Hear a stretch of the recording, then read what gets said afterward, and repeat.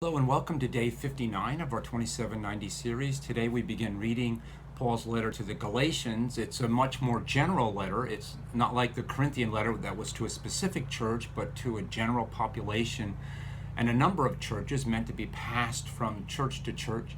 Kind of a little miniature Romans, not as specific in the issues that a particular church faces, but more general in what churches face in general, or what Christians face more universally. And again, Paul begins the letter commending them for their faith, but then immediately moves into a defense of his ministry. It's obvious that in general, Paul's authority was questioned by the church, kind of wherever he went and whatever churches he started. When he left, his authority was called into question.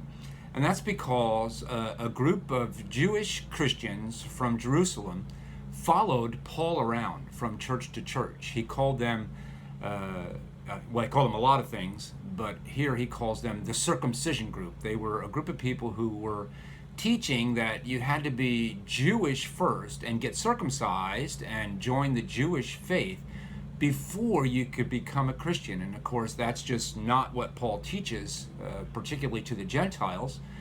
He teaches rather that there is freedom in Christ not to have to do that.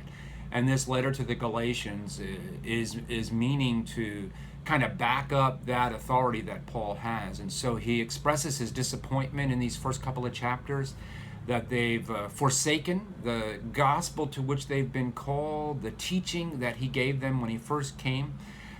He defends his ministry. He talks about his confrontation with Peter because Peter fell backwards in his ministry to the Gentiles, and for a while there was a little bit put off by being in relationship with Gentiles. And then he talks about the purpose of the law in chapter 3.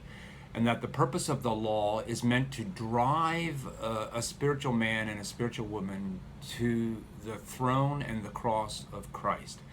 That the law exists so that we might be aware of our sin, and that would drive us unto the grace of Jesus Christ, which gives us tremendous freedom no longer to have to be circumcised, but to live in the world of the Spirit.